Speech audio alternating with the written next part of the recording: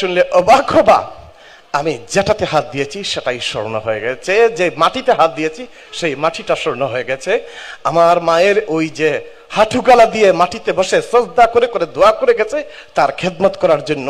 আলহামদুলিল্লাহ, আজকে আমি কয়েক হাজার কোটি টাকার মালিক হয়েছি। বিসমিল্লাহির রহমানির রহিম। আমানতু বিল্লাহি ওয়া মালাইকাতিহি ওয়া কুতুবিহি ওয়া রাসূলিহি ওয়াল ইয়াউমিল আখির। রাব্বিশ রাহ লি সাদরি ওয়া ইয়াসসির লি আমরি ওয়াহলুল উকদাতাম মিন লিসানি ইয়াফকাহু কাওলি। আউযু বিল্লাহি মিনাশ শাইতানির রাজীম।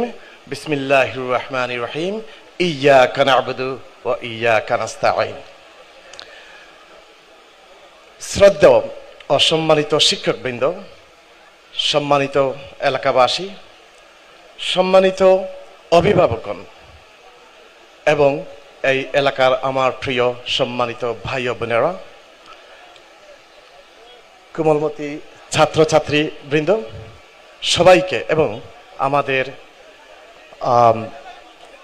সাংবাদিক ভাই বোনেরা সবাইকে আসসালামু আলাইকুম ওয়া রাহমাতুল্লাহি ওয়া বারাকাতুহু। কেমন আছেন আপনারা?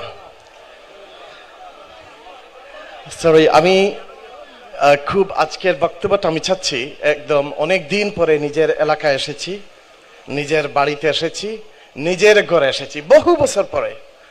তো আমি চাচ্ছি আমার আজকের বক্তব্যটা যেন যতটুকু সংক্ষিপ্ত করতে পারি এবং আমার বক্তব্যটা যেন বিশেষ করে আমার প্রত্যেকটা ভালো কথাগুলা উৎসর্গ করতেছি আমার প্রিয় ছাত্রছাত্রী বৃদ্ধ তাদের জন্য, এবং কথার মধ্যে যদি কোনো ভুল ত্রুটি হয় সেটার জন্য আমি ইন অ্যাডভান্স আমি ক্ষমা চেয়ে নিচ্ছি এবং এর দায়বদ্ধতা আমি নিচ্ছি।